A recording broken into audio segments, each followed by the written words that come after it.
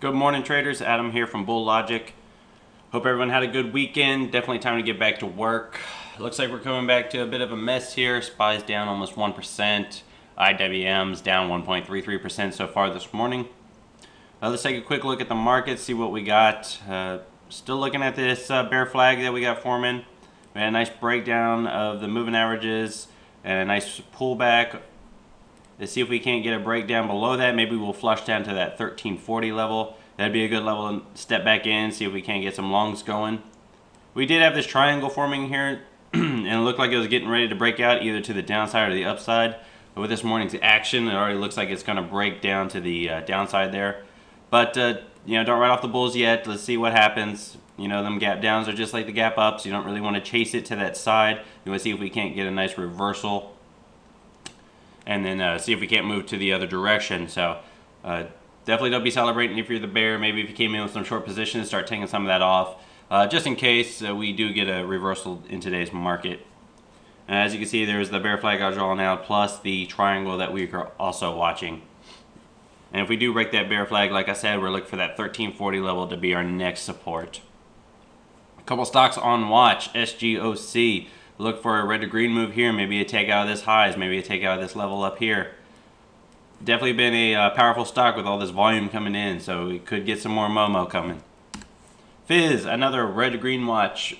I wouldn't play it too far over the highs just because we got that 20-day moving average there. Could act as some brief resistance, and then that 1540 level would be my next target after that. But watch it for a red to green. This was up pretty strong. As you can see in the 30-minute chart, it was just up, up, up, up, up, up.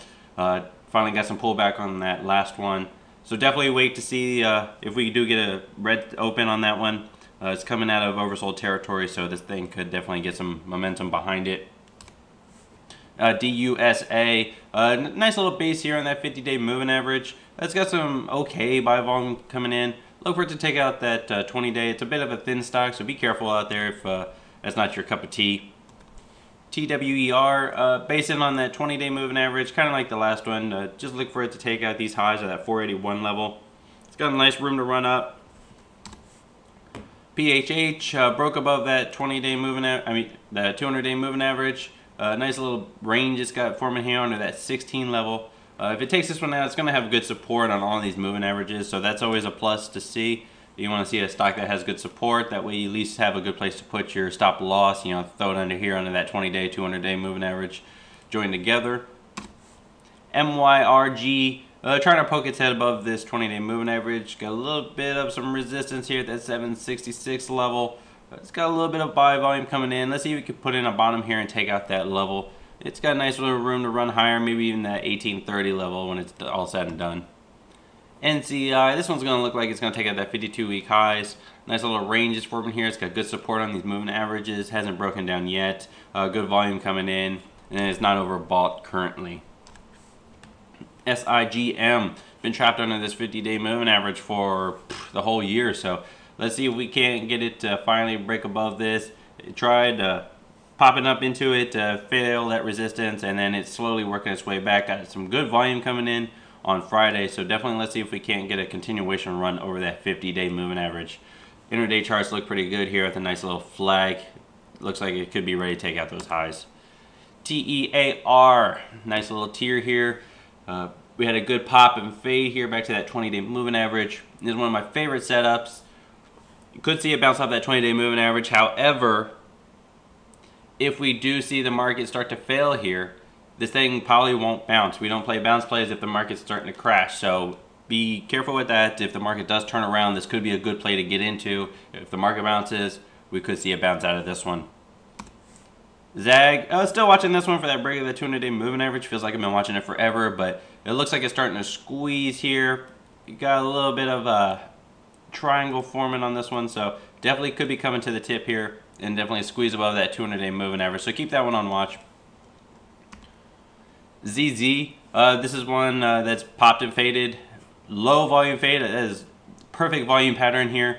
It is a low volume stock, so just be careful. The volume could be falling off just because it's losing interest, but if we do see some buy volume coming in, now's the time to definitely bounce this thing. And again, if the market plummets, then we're not going to see much bounce out of this one, but it does have a lot of shorts in it, so it could run back up to those highs. MIPS, this is another one that's on watch for a bounce. As you can see, it already did this once. It popped up higher, faded 2 days, and bounced back up, popped up higher, faded 2 days. See if it can bounce today. If not today, then I'm still going to keep it on watch for tomorrow. Good volume pattern coming in, so definitely a good stock for a bounce. And ZNGA, this one's just been beaten to death right now. Let's see if we can't get a bounce out of this one. If we throw some Bollinger Bands on it. It's starting to peak outside the Bollinger Bands. Maybe if we get a gap down lower, which is probably a likely scenario on a day like today, then we can get like a red to green. Maybe the selling's going to dry up and it's going to start to move green. It'll start to reverse and come up here. If it does go red to green, that'd be the time to buy it. If it doesn't gap down, then just look for some break of resistance, intraday resistance, before you get into this thing, and make sure it's really going to bounce and not just sit there and work itself off over time.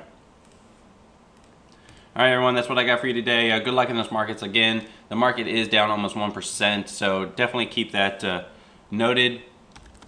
Also watching KERX, this thing is up 20% pre-market on some good news.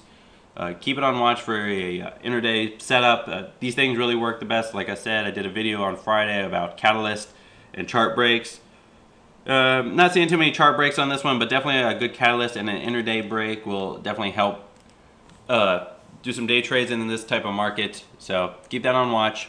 Good luck everyone.